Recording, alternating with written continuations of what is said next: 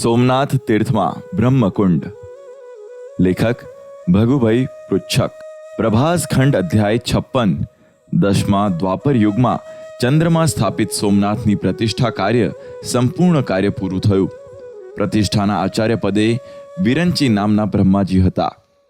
પ્રતિષ્ઠા સંપન્ન થયા બાદ ચંદ્રમા તથા બધા દેવો બ્રહ્માજી આગળ વિનંતી કરવા લાગ્યા કે આપની યાદી માટે આપના નામથી તીર્થસ્થાન હોવું જોઈએ. એમના વચન સાંભળી બ્રહ્માએ પુષ્કર આદિ સર્વ તીર્થોનું આહ્વાન કરી, સર્ગાદિ તીર્થનું આહ્વાન કરી એક સુંદર કુંડની સ્થાપના કરી. ત્યારથી બ્રહ્મકુંડ નામે પ્રખ્યાત થયેલ છે. અત્યારે પણ બ્રહ્મકુંડ સોમનાથથી થોડે દૂર જમણા હાથ તરફ આવેલ છે. બ્રહ્મકુંડની રક્ષા કરવા માટે 14 ગણની સ્થાપના કરી. એવી રીતે તીર્થોનો પ્રાદુર્ભાવ બ્રહ્માજી દેવતાઓ પ્રત્યે કરે છે.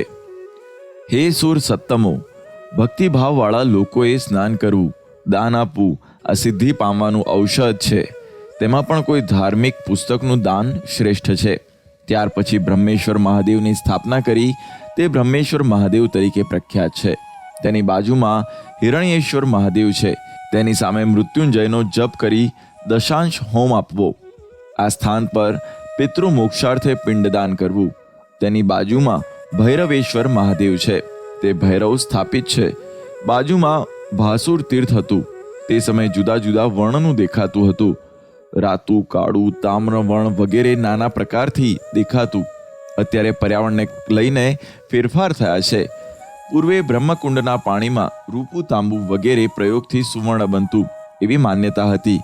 બ્રહ્મેશ્વર, હિરણ્યેશ્વર, ચતુર્વેરકત ક્ષેત્રપાલનું પૂજન કરે છે. તે બ્રહ્મલોકમાં જાય છે. અત્યારે પણ બ્રહ્મકુંડમાં કુંભોદર નામે ગણપતિ છે અને યાજ્ઞવલ્કએ પણ બ્રહ્મકુંડમાં સ્નાન કરી સિદ્ધિ પામ્યા છે. બ્રહ્મકુંડની બાજુમાં કુંડલ નામે કુંડ હતો. ત્યાં કુંડલહાર નામના પુરુષ સિદ્ધિને પામ્યા પૂર્વે સુદર્શન નામે રાજા થયા. તેમની પત્નીનું નામ સુનંદા હતું. તે સોમનાથની યાત્રાએ આવ્યા હતા. તે દિવસે શિવરાત્રિ હતી. એટલે અહોરાત્ર બ્રહ્મેશ્વરની આગળ શિવરાત્રિનું પૂજન વ્રત કર્યું અને કુંડલ રૂપ તીર્થની સ્થાપના કરી હતી. સ્નાન પૂજાપાઠ કરી સ્વર્ગમાં ગયા. બાજુમાં ચિત્રાદિત્ય સૂર્ય સ્થાન હતું, જેની સ્થાપના ચિત્ર નામે ધર્માત્મા ક્ષત્રિય દ્વારા થયેલી. ચિત્રા નામની કન્યા દ્વારા થયેલ તથા સાવિત્રી સ્થાપિત સાવિત્રીશ્વર મહાદેવ અને ભૈરવક પાલેશ્વર શિવગણ સ્થાપિત મહિષાસુર મર્દિની માતાજીએ મહિષાસુરને માર્યો. સાંબાદિત્ય સૂર્ય કૃષ્ણપુત્ર સાંબ દ્વારા સ્થાપિત ચતુર્વર્કત ક્ષેત્રપાલ સ્થાપેલ શ્રી ગાયત્રી સ્થાપિત ગાયત્રીશ્વર મહાદેવની સ્થાપના કરી હતી. તે સમયે બ્રહ્મકુંડના પાણીથી સુવર્ણ થતું એટલે હિરણ્યેશ્વર મહાદેવ કહેવાય છે. ત્યાં સાંબાસુર દેવી બિરાજેલા હતા. સાવિત્રી સ્થાપિત ભૈરવેશ્વર તથા શાંડિલેશ્વર મહાદેવની સ્થાપના શાંડિલ્ય નામના ઋષિએ કરેલી.